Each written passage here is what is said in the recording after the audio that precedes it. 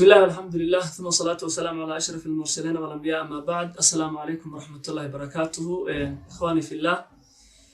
حان ربا إن قصة كسو جيديو أنا بدوان بلابي برنامج كسابسن قصوين كقرآن كسو أروري ما ترى قصة وحان كبلابي دونا آيدها إله سبحانه وتعالى وكيو قصونا قصة قابل يهابل يوحي الأحمرين وأنا إله سبحانه وتعالى أولي هاي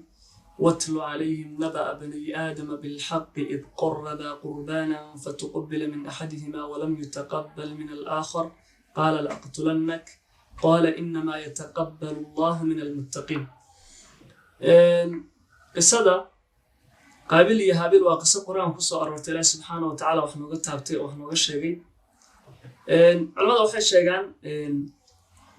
أثر ابن مسعود لقوري آية وثلية هاي dad saxaabada nabiga kamid ah ayaa waxay yiraahdeen buu leeyahay nabi aadam waxa loo dhali jiray kaliya ama aadam xawo waxay u dhali jirtay ilmo mataana ah oo wiil iyo gabar ah yaani markay qaadaba waxay dhali jirtay wiil iyo gabar mataana ah marka maadaama bini aadamka iyo bashariyada ay ahaayeen labadooda kaliya aadam iyo xawo ay ka jireen si taranka iyo nasliga iyo bini aadamku u taramana loo baahnaa in la isguursado ayaa waxay leeyahay wuxuu sameyn jiray aadam wiil iyo gabar isku mataana ahaayo isku calool isku mar isla calool galay isku mar dhashay ayuu wuxuu ku dari jiray wiil iyo gabar kale oo isku mataansanaa oo iyaguna isku mar wada dhashay isagoo labadii isku mar calool wada gasho isla qalatay uu kala bedeli jiray wiilkii iyo gabadhii calooshan galay isla dhashay wiilkii gabadhan kale inuu ku bedeli jiray si markaa taranka iyo nasliga loo ilaaliyo oo bini aadamku u tarmo marka waxay leeyihiin waxaa dhacday waxay sheegeen haabil wuxuu ahaa nin beer iyo waxaas le oo xagga beeraha ku fiican halka qaabilna uu ahaa nin xoolo dhaqato ah waxay leeyihiin marka sidii caadada ahaydba marka aabahood wuxuu rabay marka inuu isku daro gabadhii qaabil la dhalatay in lagu daro haabil tii haabil isku mar dhashayna in lagu daro qaabil saa loo kala bedesho qaabil ba marka wuxuu yiri gabadha aniga ila calool gashay oo walaashay ah ayaa ka qurux badan gabadha haabil la dhalatay oo raba in la siiyo ayadaa ka qurux badan oo walaashay baa ka fiican iyadaana ila dhalatay taydaan guursanaya isagana tiisa ha guursado arinta khilaafka saas oo ku yimid leeyihiin anaana mudan inaan gabadha guursado adoo arintaas la isku khilaafay markaas markii dib waxa la sameeyaa qurbaan hal la sameeyo ilaahay subhanahu wa ta'ala wax loogu dhawaanayo hal la bixiyo qofku ilaahay ka aqbalo ayaa marka gabadha guursanaya sidaas arintu ku dhamaanaysa sidii baa dhacday baa la yiri arinta markii la sameeyay ninkan wuxuu soo qaaday baa la yiri xogaa raashin iyo khudaar wuxuu raashin buu soo qaaday uu sadaqayo banaanka dhigo kii kalena wuxuu soo qaaday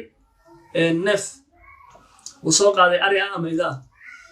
marka labadoodii markay keeneen maadaama waagaas aysan jirin wax ma aragtay masaakiina oo wax sadaqa qaadanaysa aysan jirin dab baa imaan jiray dabkaas wuxuu gubi jiray qofkii wixiisa laga aqbalay dabkaas baabiin jiray oo qaadi jiray qofkii markaa wixiisa la qaadan waayo meeshiisa iska yaalaan waxay ka dhignay lagama aqbalin marka qaabkaas ku soo aruurinayna waxay leedahay marka wuxuu yiri markuu arintii sameeyay uu ka xumaaday uu ka carooday ilaa subhanahu wa ta'ala adigana uu ka aqbalay aniga ma aqbalin buu arintii uu ka carooday walaalkiis buu diray baa la sheegay marka qisada saasa loo soo arooriyaa ibn jarir iyo qaar badan oo kale way soo saareen sidoo kale qaar kale culimada sidoo kale iyada waxa kale ibn abbas sidoo kale laga wariyaa qisa kale iyada sidoo kale ah oo waxay leeyihiin iyaduna ma ahayn ma aragtay gabarba la isku haysin waxa la isku dilay ilaa xaqiisa macnaha la damca in loo dhawaado qurbaan la yimaado oo ilaa wax loogu dhawaado qaabilna waa laga aqbali waayay haabilna waa laga aqbalay haabil marka qaabil wuxuu ka xumaaday aqbalida haabil laga aqbalay isaga laga aqbali waayay sabab laga aqbala anigana laga aqbali waayay intuu yiri walaalkiis dilay qaabkana way dhahan ibn kathir wuxuu leeyahay tan dambaaba xoogaa mudda inay sababka u dhowdahay oo daahirka quraanku taageeraya maxay ilaahay wuxuu yiri id qarraba qurbanan fatuqbila min ahadihima walam yutaqabbal min al-akhar qala laqtulannak midkood baa laga aqbalay kii kale marka laga aqbali waayna waa ku dilayaa wiil adoo sidoo doonta waxa noqotay waxa la sheegay marka qaabil walaalkiis inuu arinta ku dilay mar alla markuu walaalkii dilana inuu arintii aad uga qoomamooday oo waliba uu aad uga xumaaday arintii ma aragtay uu markaas ka shalay markuu sameeyay laakiin shalayta markaas waxba aysan tareen mar hadii naftaada shaydaan iyo naftaada ay ku qurxiyeen xumaantii iyo balaayadii aad maleegtay ومركا وحي آد سميسا وحبا يسن كو ترين حال شاقا مدو قار سنة بيشاقان قار سنة كبادن بيشاقان إنو ولالكي مركا تونكا كسيتي وحو السمايان وقرن وايي إلا مركاس مجرين بالعالم بنتي أو معناها قاب دادك الله دوغو أو الله آسنا ما يسن جرين محايا لغف بنتي ومجرين وواحد لمن يولا دوغو يا الله آسا ياركان ما يسن جرين أرنتي بكو وريري إلا سبحانه وتعالى أدري فبعث الله غرابا إلا وحو صدر مركاس توكي ومركاس تسنيي سيدا ولالكيس معناها هو أستوري لها مركا وحي شاقان لابد توكا إسدلي قابيل ولالكيس تونكا إساقشتا وحو سمايا قران لا لابد توكا مركا إسدقالين مدبا لدلي كي لدلي مركا كي كلا وحو سمايا لولكو قد قضي لولكا مركو قد قضي لولكي بو كدوغو كو آسي مركا سوحي لعدن توكي سيدو سمايا مركو أركي أيو إساقنا كاقدا يدي ومركا سيدو سمايا هابيل لمركي لدلي إساقنا وحال يري أرن وناكسن بو معركتي سمايا سولا سبحانه وتعالى الشاقي كما حوق بندين كما إتال بديين كما إتال وينين ضعيفني ما يتاق درما هيني لكن وحو يري إني أريد أن تبوء بإثمي وإثمك وحان دوني أنيقو دنبيغي كاقا بإنا اسكو درشتو جمليشتو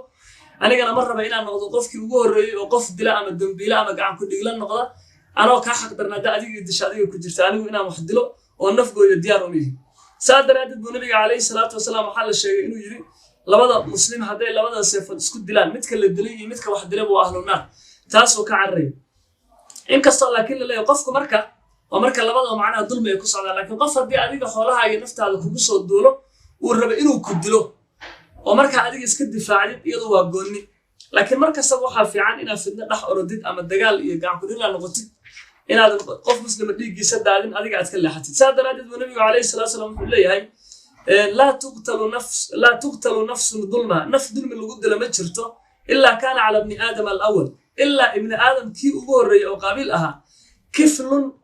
قبل يقيب كل يهاي أو من دمها ديقيا لأنه كان أول من سن القتل محايلة وحوءها قابل لكي أغوري أو معناها دلك الجدري سادر هذا المالك أسلقبل إلى قيام الساعة قف كست أو قف دلو حق دركو دلو دنبقى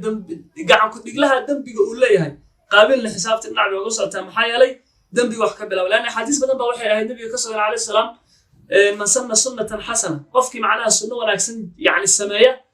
وحليها أجر كذا يعدي معناها ودد أسفي عنك قد يستا هل كشده قفكي حمان يودقل ده السماية ولا يهي دنبقى ده يعد دنبقى قد يتا marka qasada aan inta ku soo koobay waxa laga qaadanayaa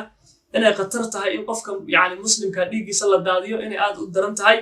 iyo inuu ninkaas yaani qaabil yahay ninkii ugu horeeyay oo dil bilaabay oo umada yaani ama bini aadamkaba dil u jideeyay halkaan ilaa qiyaam saaca oo dilkeedii yaani dambigeeda ka qaadanayo